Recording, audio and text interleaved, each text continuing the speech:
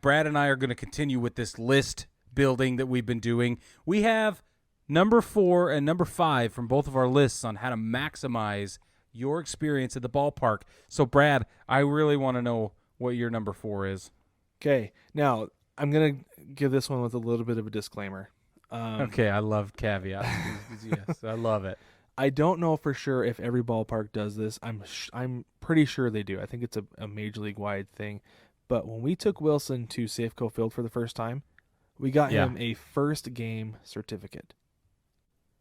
Right? Ooh. So you go to like customer service, and there was a little bit of a line. We were in and out of there probably 5 minutes or so. But they put his name on it and said this is his first Mariners game, and it was a lot of fun. You know, like he was, like I said, he was a little over 1 at the time. He didn't understand at the time, but I know he's such a big baseball fan and he loves going to baseball games that someday he's going to look at that and he's going to think it's pretty cool. Yeah, absolutely. In fact, I bet if I showed it to him tomorrow, he would love it. He'd think it was really cool because he loves stuff like that. So, I mean, even if you're an adult and you want some kind of keepsake for the game, go get yourself a first game certificate for a ballpark. So, and is it free? It's free. Yeah, gratis. Absolutely free. Gratis. Don't at me. I know it's gratis. You can't beat gratis, bro. Gratis is the best. So yes, yeah, totally gratis. So you don't have to pay for it. So go ahead. That's awesome. All right, Brig. Number 4. Number 4. Every ballpark has its own little identity. It has its own feel. It's got its own personality. You could argue that it has its own culture, that it almost exudes on its own. Mm-hmm. I don't care if you're into the architecture or the flow of traffic, which I think is interesting because I've been to a billion ballparks and a billion different games. But every ballpark is set up differently, and it's all, to take something so similar and do it 100,000 different ways is really special. Yeah. So my number 4 is that about the 3rd or so inning, somewhere between 3rd and 4th inning, get up and go walk around. Explore the concourse, explore the upper deck, see what food vendors change, see what amenities are available, where's the kid stuff, if there's a dog park, like you said, if go see, is there a pool? What's the train operator doing? At Chase Field, you can walk over to the organist. You can sit there. You can stand there right behind the organist, and he's there with his organ, and it is fabulous. I have video of that, so maybe we can put it over here. But yeah, like, experience a ballpark itself has its own personality. So I think somewhere between the 3rd or 4th inning and no later than about the 6th inning, middle of the 6th-ish, when you're getting your food anyway, that second round of food, go explore, go walk around, go get a feel for it. That's number 4. Can I piggyback on that real quick? Oh yeah. I mean, we it's always smart to prepare ahead, right? No matter what you're doing. But I mean, you can always hop on YouTube to see what there is available. Yeah, of course. The ballparks on their web, or the teams on their website, are going to have a bunch of information about their park. So if you want to ahead of time, you can take a look at what's available and make a plan. Like, we're going to get up at the 3rd inning, we're going to go walk around, and this is what we're going to go see. Yes. Or when we get there for batting practice, we're going to go take a lap and we're going to go see these things. So totally. Yeah, like you said, every single ballpark has a ton of stuff to see because the park itself is as much about the fan experience away from the game as it is toward the game. Totally. Days.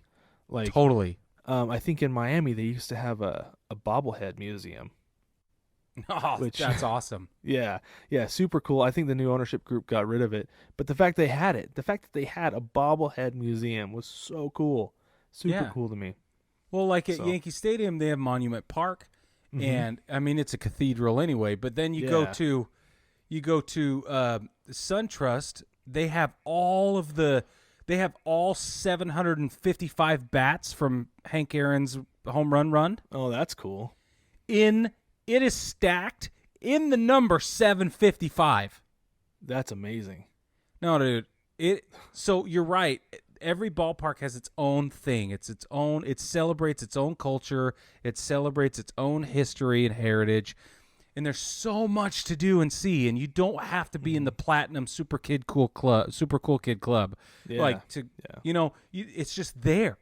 So I love, and some minor league ballparks have famous major leaguers that came through the system there, like in Oklahoma City, for example, or in Chattanooga, Tennessee. They have banners of the famous players, or they'll have the names etched into the brickwork on the side of the building.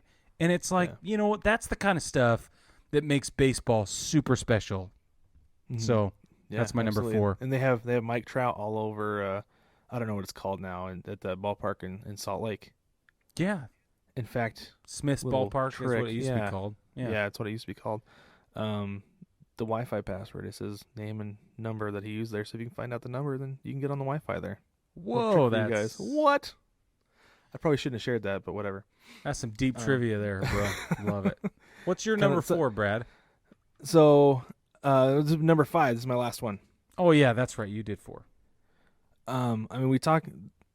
The name of the podcast is Baseball Together. So what better way to go to a ballpark is with your friends or family, right? Make sure you go with a group, because yes, you can have a bunch of fun by yourself, because then there's no time constraints, there's no activity constraints. You can do whatever you want, go wherever you want, spend however long you want doing it.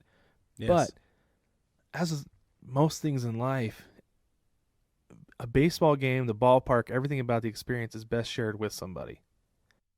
Like it's so much fun to just go. Like, I went to a Salt Lake Bees game with my cousin. We hadn't ever been to a baseball game together, but we both grew up playing. And so we sat there. We had killer seats behind home plate. We were just sitting there just talking about the game, talking about what we saw, talking about whatever, But it was a super cool experience that we got to share together, just the two of us. Just the two of us at this ball game. So whether it's, like I said, like your family, we talk a lot about going to games with our wives and kids. If you're going with the boys, it's a great guys' night out. Totally great guys' night out. So on that topic, we do meetups here locally. And Tiffany and I will take Olivia and we'll go do meetups with members of the 9+Us VIP group. Nice. At local or nearby, or, within our limit is 5 hours. If we can get to your ballpark in 5 hours, we should plan a meetup. And we did it in Greenville, we've done it in Columbia, we did it in Augusta, we did it in Charlotte, we did it in Salt Lake when I was there. And you're right, dude.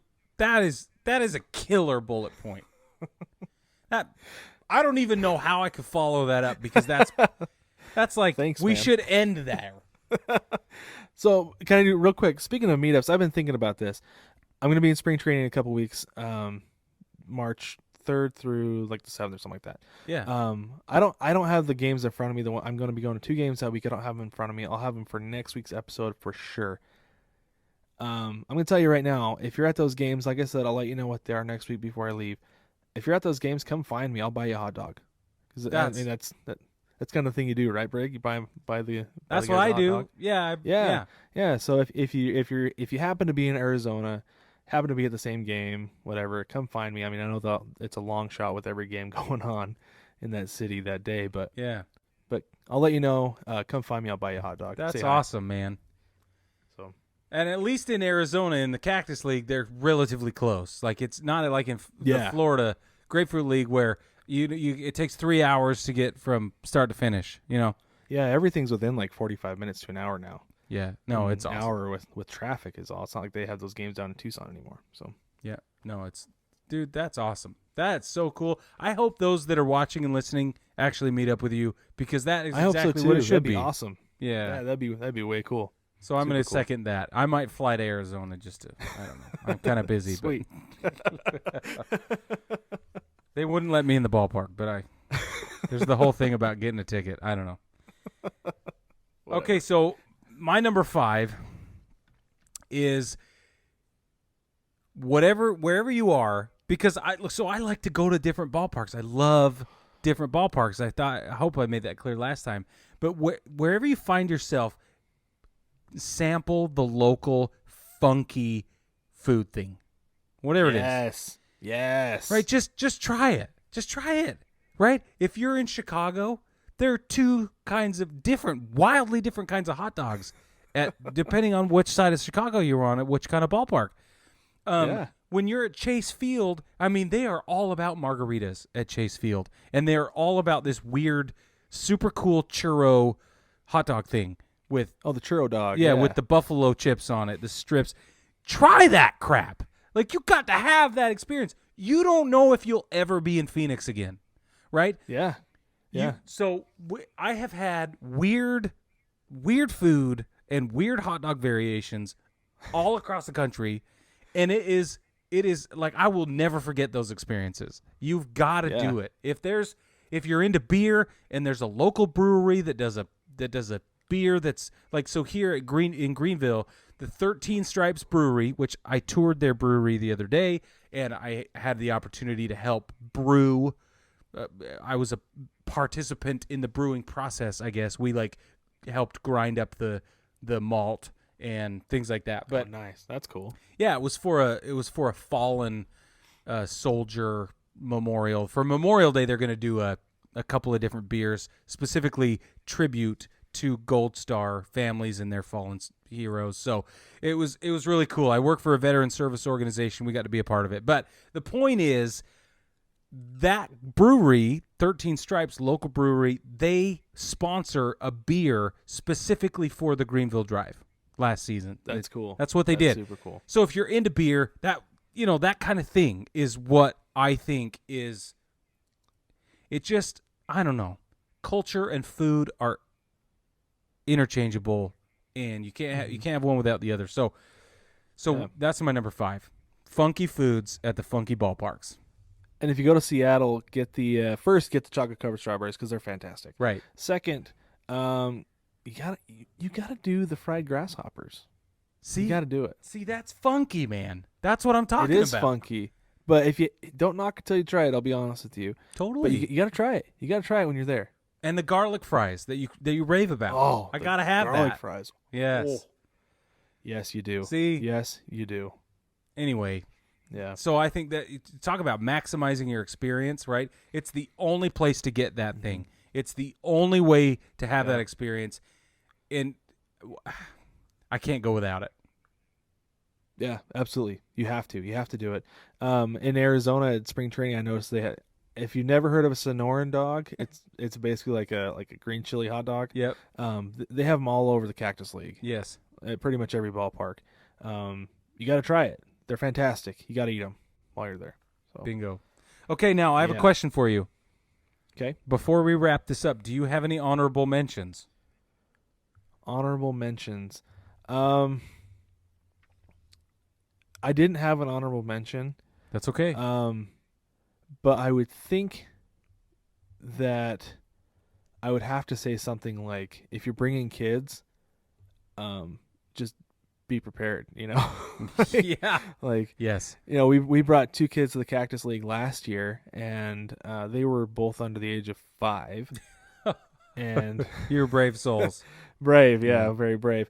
But be prepared with anything you need. Like some ballparks are pretty lax with snacks for little kids. Yeah. Like you can bring in like fruit snacks, whatever. If they'll let you do that, go ahead and bring them in. Be prepared to get up and walk around. Like we said that, it's not like it's not enjoyable to go walk around a ballpark. Some ballparks are more readily available for that than others. Sure. Like I actually want to do a little segment later after I go to Arizona talking about kind of an experience at ballparks. But I'll tell you right now, the Peoria Sports Complex is very family friendly. It's very easy to get up and walk around with a kid because the concourses are nice and wide. Yeah. You're not cramped. Whereas Scottsdale Stadium is more of a party and things are a little bit more cramped. That makes sense. So it's good to know. So kind of be aware of the stadium where you're going and kind of prepare yourself with your kids what you're going to need to do during the game. Yeah, that's good. What about you? Honorable mention. Yeah. So I asked my wife. I said, she helped me build this list. We do baseball together. So I said, Tiff, what else would you say? And she said, you know what? Stay for the dang fireworks. Yeah. Like if there's gonna, there's this mass exodus thing that happens at the end of the game.